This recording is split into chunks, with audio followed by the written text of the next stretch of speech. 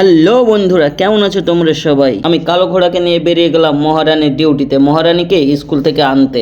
বসে থাকতে থাকতে চোখ পড়লো মিটারে, গাড়িতে পেট্রোল নেই। যেতে হবে পেট্রোল পাম্পে। পেট্রোল পাম্পে আর যাওয়া হলো না, হাইকোর্ট থেকে অর্ডার এসেছে রাজকুমারীর ডিউটিতে যেতে হবে। আমি ফাইনালি চলে এলাম গাড়ির কাছে। গাড়ির ভিতরে এত গরম কি বলবো বন্ধুরা, দেখতেই পাচ্ছ 43 ডিগ্রি গরম পড়তে শুরু করেছে। 120 কিলোমিটার গাড়ি চালিয়ে রাজকুমারীর ডিউটি শেষ করলাম। 120 কিলোমিটার গাড়ি চালিয়ে আমার চলে আসছে নুম। তো চলো আগে করে আসি পেটের দাওয়াতটা কবুল। যেতে যেতে সুন্দর একটা স্টেডিয়াম দেখতে পাই, এটা হচ্ছে কুয়েতের ইন্টারন্যাশনাল স্টেডিয়াম। আমি পেটের দাওয়াত কবুল করতে শুরু করলাম একটা স্যান্ডউইচ দিয়ে। রাজকুমারীকে নামিয়ে চলে এলাম আমি ইন্টারন্যাশনাল স্টেডিয়ামের পার্কিং এ। টুকুর টুকুর করে ভিডিও করে আমি শেষ করলাম রাজকুমারীর ডিউটি। চলে আসলাম গাড়িতে পেট্রোল ভরতে।